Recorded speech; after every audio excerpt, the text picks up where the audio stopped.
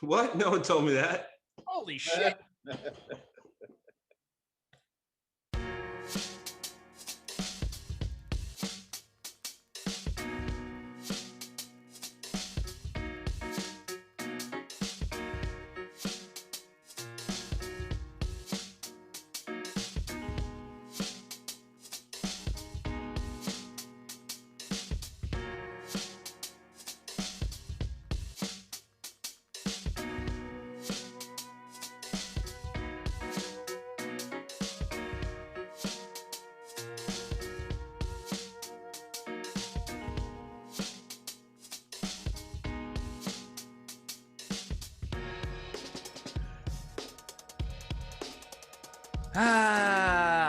Just take that deep breath in, take that deep breath out. As I don't think we've ever had two intros the same way here in the Steam Tunnels, but indeed, indubitably, it is time to welcome us back.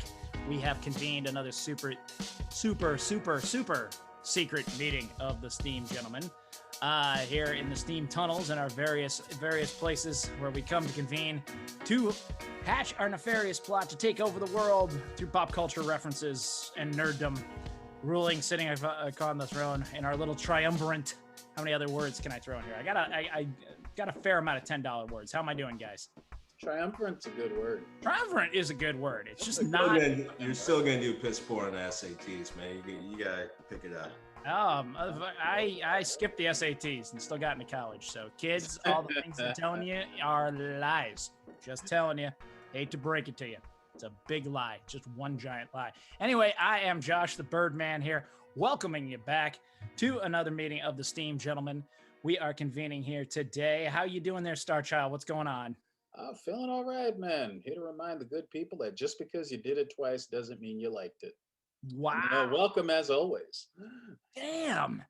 You see, you're always spinning off that deep knowledge, and it makes me kind of think about it because, you know, I mean, I'm not saying it'll hold up in court. I'm just saying. It's just good to know. To our listeners, he's speaking from personal experience. I'm just saying that's okay. Take this man's advice. He's been there. Facts. Facts. Been there. Exactly. We've been there. But when you say it like that, it does make me think about that because, in point of fact, you're right. Just because I did it twice doesn't mean I liked it. Doesn't mean you liked it. You know, but I may have to try a third time just to make sure. You go right ahead. Tell it to the judge. I'm just saying. Gets a little tricky. I guess this does all get dicey when you're talking about serial killing, but outside of that, okay. Tell it to the judge. Tell it to the judge. What are you doing? All right. Well, I'm going to bring it to the judge. I'm going to bring it over to the three of clubs, the ultimate judge here, the one who judges us all, the one who keeps his thoughts in the know. How you doing today? Doing well. How are you? I'm doing all right. All right. Still waiting on that 21 to come up, though. I'm still hitting on you on 18. I keep hitting on you week after week after week. Story of everyone's life. Ain't it just the truth? I don't know. Can threes help you in hearts at all? I don't know hearts well enough. Depends on what your goal is. Good point. I guess that's so true. So many things in this life. Yeah. But well, once again, we've decided to meet and discuss and debate our subjects. Today's more of a discussion, I think, just a reminiscence, if you will. That, you know, when we flipped our proverbial coin here in the back rooms before we brought it out to the people, we decided we wanted to go a little later this week and just really talk about the movies where our favorite stars made their first appearances and starring roles. That movie that I want to keep actually in my back pocket. Rashawn and I were talking about, you know, interviewing. So if I could ever interview the stars, I always want to like bring up these roles. That's always how I look at it. Like I want to be like, hey, what was it like when you were doing this movie? And I want them to totally be taken aback, right? Because they've, you know, movies so far back in their career, they've forgotten about, right? They have no idea that you would know about that. You would possibly bring this up. Because I just think it's kind of always boring to discuss the most recent project, even though that's what celebrities would do in their press junkets. And no celebrity would ever be talking to me. I get that. It's a little more like, I feel a little more like the main character in the Commitments when he's interviewing himself in the shower. Did you know you were gonna be big? Absolutely. Tell me.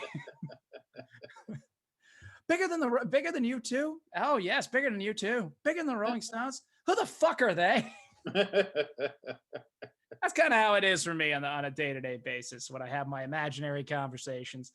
And since I lost the coin toss, I'm gonna go first, just talking about the way we're gonna flip the way back machine here and go and discuss a little bit about those early movie roles. And I'm gonna, as always, because I'm the Birdman, and this is how I'm gonna roll. I'm gonna start just breaking it that it's not the breakthrough role that I'm going to remember, because part of why I like to think of myself as a Birdman is I go out and I collect a lot of useless information and I bring it back to the nest. That's kind of what I'm here for. Kind of help build that nest for the other two. Make sure that everyone here feels warm and safe, and keep you under my wing. If you're gonna make us talk about the times you chew it up and then try to spit it in our mouth, man, that's your decision. We don't kink shame. We don't kink shame. Oh, it's not a matter of kink. I'm just pointing out, man. Stop throwing up. I'm gonna have to disagree with you there, Sean. Exactly. That's all I'm saying. All I'm saying is stop trying to throw up in my mouth, man. Well, it's a little bit. It's a little bit there. What can I say? Regurgitation. All just grist for the mill, as I like to say. All Heard the time. that regurg. Without a doubt.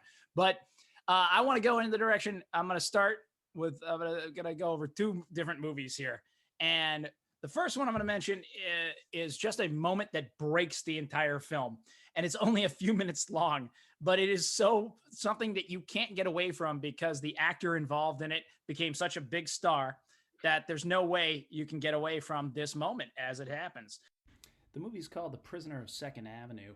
It stars Jack Lemmon with Anne Bancroft. Nice little movie from 1975. Some, as always, in my favorite genre of film. Which is, it's kind of an absurd 60s, early 70s comedy. Check on that as it goes. It is The Prisoner of Fifth Avenue. Which is, it's kind of an absurd 60s, early 70s comedy where Matthau is stuck in his apartment, as the title entails.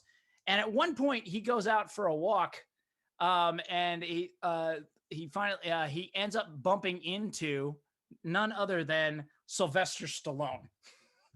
And the thing is that it's clearly they picked him out. He was an extra. He has a couple of lines. I get it.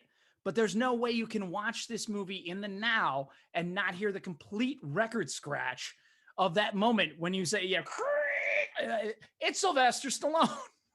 Now, the plot in the movie is he notices and he spots and he thinks Sylvester Stallone has, in fact, stolen his wallet. Why he thinks this, well, it's still a little unclear. And even in that, Sly is looking at the right of the camera going, hey, what are you talking about? And he's chasing... And here's what's truly absurd. Jack Lemmon has got to be in his 50s at this point, and Sly is still a young man in his 20s, just pre-Rocky.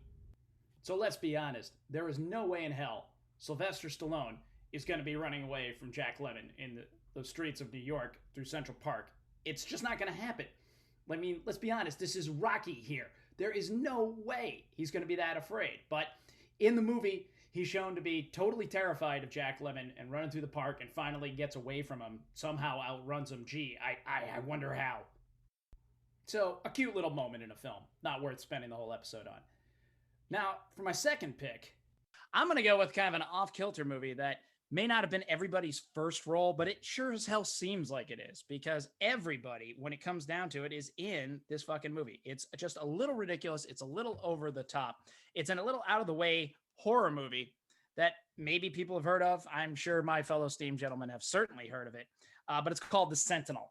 So to set up the plot, for whatever reason,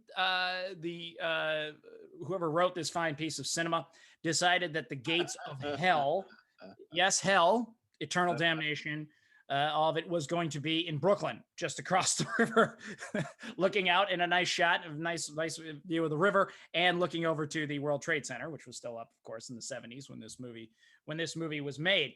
So for whatever reason, yes, this building is the one. And the main character ends up going in and becoming it starts off, she sees this old man consistently in a window. And he is the Sentinel. He's the one who holds all the horrors of hell back. And for whatever reason, everyone who goes into the building all has some kind of secret sin that makes them potentially irredeemable. They are all, she tried to kill herself because her father, was extremely cruel. It's really nasty. Everyone in there is harboring some kind of secret, or is just, just a lost soul, just somewhere hanging between here and hell.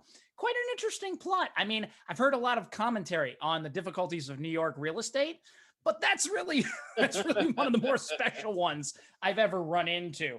But when it comes to, or if we're talking about early moving roles, I'm just looking here on the list here. Christina Rains, all right, she's not that famous as these things go, but she's the main role. Ava fucking Gardner is a real estate agent in this, just randomly. Chris Sarandon, from The Princess Bride. Right. You also know him as the in Fright Night. Welcome to Fright Night. For real. Great vampire movie, good time. Also, the husband at the time of Susan Sarandon, and even though she's been with Chris, what's his name, for all these years, she still keeps his name. So obviously there was something going on there. John Carradine is in this movie, for Christ's sake, right? John, that's David Carradine's father. Jose Ferrar, also Miguel Ferrar's father. So a lot of fathers are in this movie. Arthur Kennedy, an actor. Burgess Meredith. I forgot he was in this fucking movie. Now, obviously not his first role, but just still the fact that everybody is in this movie. Deborah Raffin.